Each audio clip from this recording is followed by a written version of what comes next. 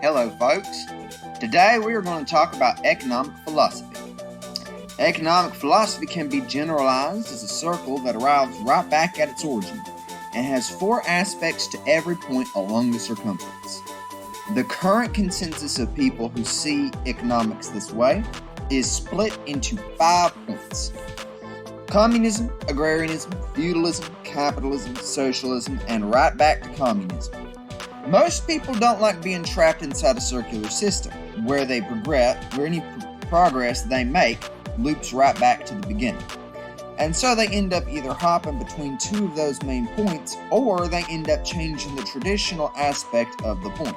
However, in some very rare circumstances, someone can actually create a system that is truly separate from the wheel.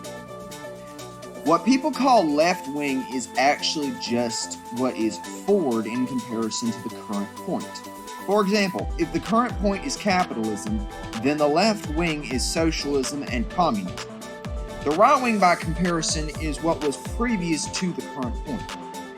Centrism is either a mix between the left and the right, or is a failed attempt to ascend from the wheel of economic systems.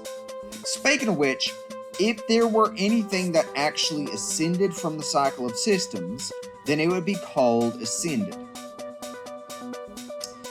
So far, aside from centrism, there are only 3 attempts to try and ascend from the current economic paradigm: modal shift, post-left, and panarchy.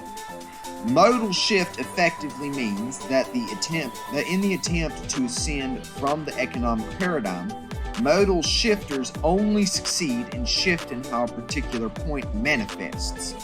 An example of this would be distributists and anarcho-capitalists. Post-leftists approach from the perspective of maintaining the boundary just between what can be considered left-wing and what can be considered right-wing, but not centrist, not like a mix between them. It's just like right on the fringes of both. An example of this are the primitivists and post-civilizationists.